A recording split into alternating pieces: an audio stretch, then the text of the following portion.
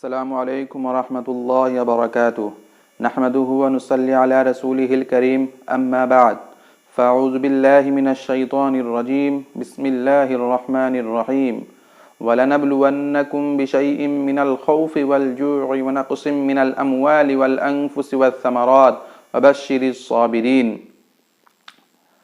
আল্লাহ তাবাৰক ওয়া তাআলাই আমাৰ ওপৰত কেতিয়াবা বিভিন্ন ধৰণৰ মুসিবত বা বিপদ আপদ আল্লাহে আমাক দিয়ে বা বিভিন্ন ধৰণৰ বেমাৰ আজাৰ দিয়ে হেতু সময়ত হেতু পৰিস্থিতিত আমি কি কৰিব লাগে আল্লাহৰ কাৰণে আমি কি কৰিব লাগে বহুতো মানুহক দেখা যায় যে কিবা যদি মুসিবত আহে বিপদ আপদ আহে তেতিয়া মানুহে কয় যে মই ইমান নামাজ পঢ়ো আল্লাহৰ ইমান ইবাদত কৰো আল্লাহে মোৰ ওপৰতে বিপদ দিছে আল্লাহে মুকে দেখা পাইছেনে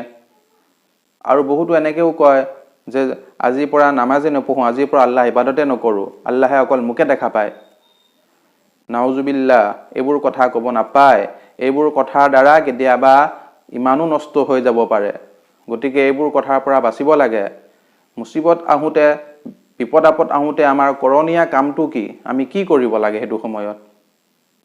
মুসিবত আহিলে আল্লাহ তাআলাই আমাৰ ভালৰ কাৰণে আমাৰ ফায়দাৰ কাৰণে আমাৰ ওপৰত আল্লাহে মুসিবত দিয়ে আমাৰ ওপৰত বিপদ আপদ দিয়ে তাত আল্লাহৰ কোনো লাভ নাই আল্লাহৰ কোনো লোকসান নাই তাত গতিকে যেতিয়া মুসিবত আহে যেতিয়া বিপদ আপদ আহে তেতিয়া আমি সবৰ কৰিব লাগে আমি আল্লাহৰ ওচৰত সবৰ কৰিব লাগে সবৰ কৰিলেহে আমাৰ লাভ হ'ব সবৰ নকৰি যদি আমি যিটি কথা কওঁ আমাৰ লাভ নহয় বলকি আমাৰ কি হ'ব আমাৰ লোকসানহে হ'ব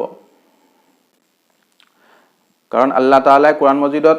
বহুত জায়গাত সবৰৰ কথা কৈছে হাদিস শৰীফতো বহুত জায়গাত সবৰৰ কথা আহিছে সবৰটো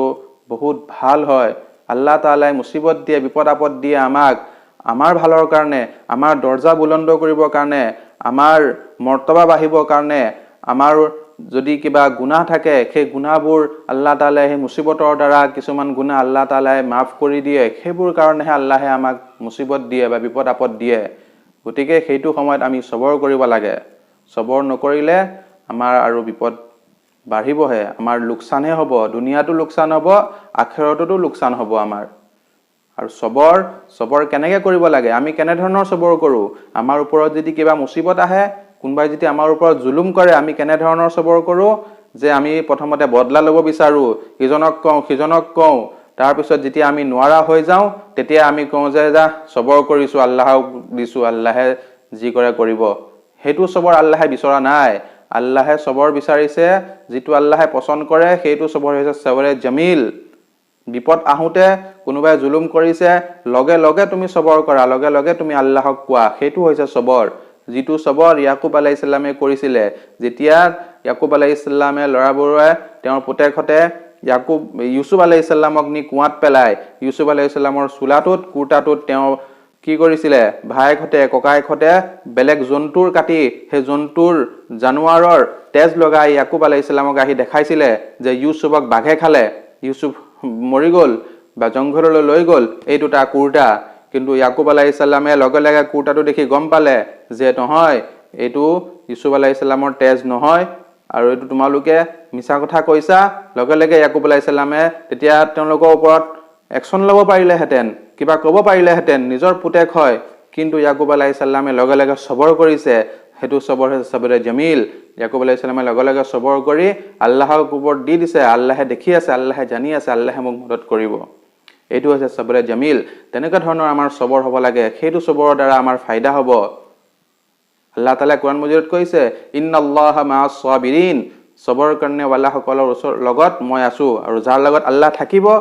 তেওঁক আৰু কি লাগে তেওঁ দুনিয়াটো কামিয়াব আখিৰতো কামিয়াব কাৰণ তেওঁৰ লগত আল্লাহ আছে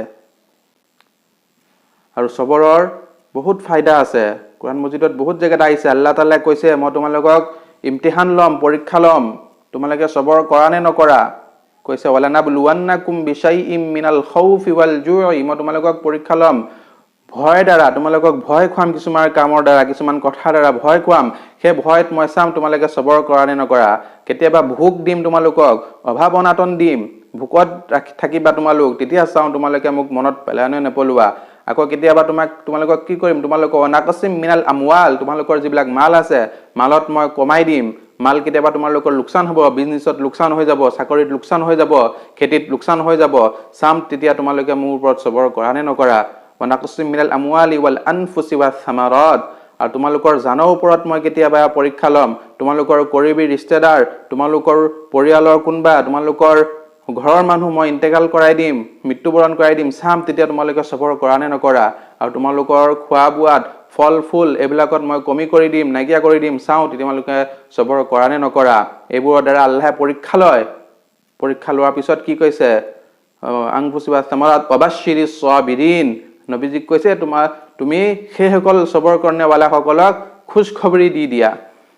আল্লাহ তাআলাই খুশখবৰি দি দিব দিছে, ওয়াবাশশিৰিস সাবিৰিন। আৰু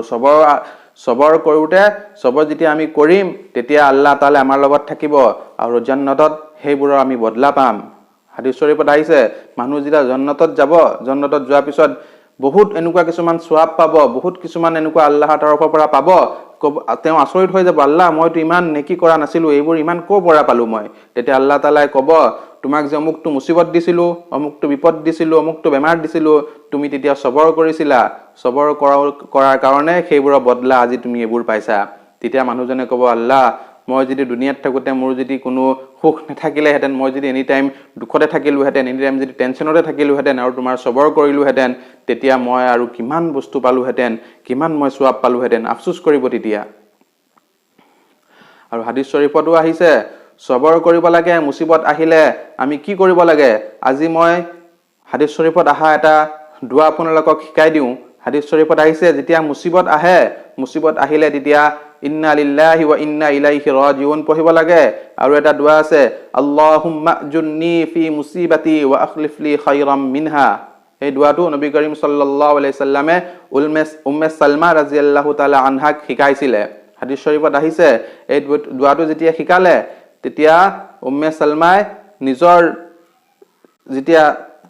স্বামী যেতিয়া